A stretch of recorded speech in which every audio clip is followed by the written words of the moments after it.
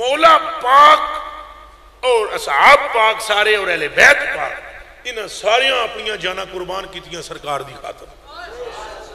اے دی خاطر کیتیاں اے میرے آقا امام حسین پاک کیوں گئے ان کے بلاغ جواب دیو میں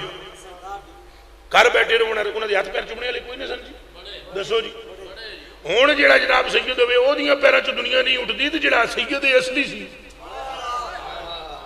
پتر ہی جڑا ڈائریکٹ علی دا سی تے جنہیں فاطمہ پاک دا دودھ پیتا سی تے جنہیں رسول پاک دی زبان چوسی سی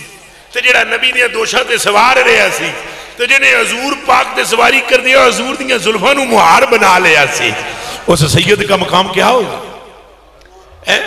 تے گھر بیٹھے رہتے ہاتھ چمواتے رہتے انہوں نے کہا نہیں میں جاؤں گا کربلا میں نے پتہ ہے میری گردن کٹن ہوئی کی ہو جائے میں اپنے نانا پر جان قربان کروں گا نانا کے طریقے کو نہیں بدلنے دوں گا نانا کے طریقے کو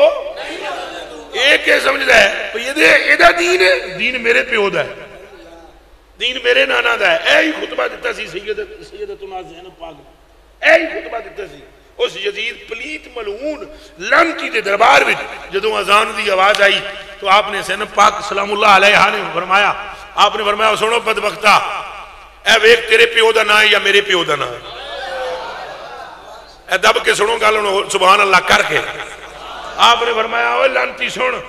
اے کدے پیو دا نا لیا جا رہا ہے اشہدو انہ محمد رسول اللہ یہ نانا تیرا ہے یا میرا ہے تو گل ساری کہہ دیئے اچھا بولو گل کہہ دیئے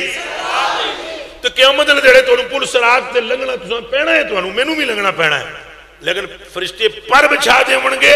لیکن وہ بھی گل ساری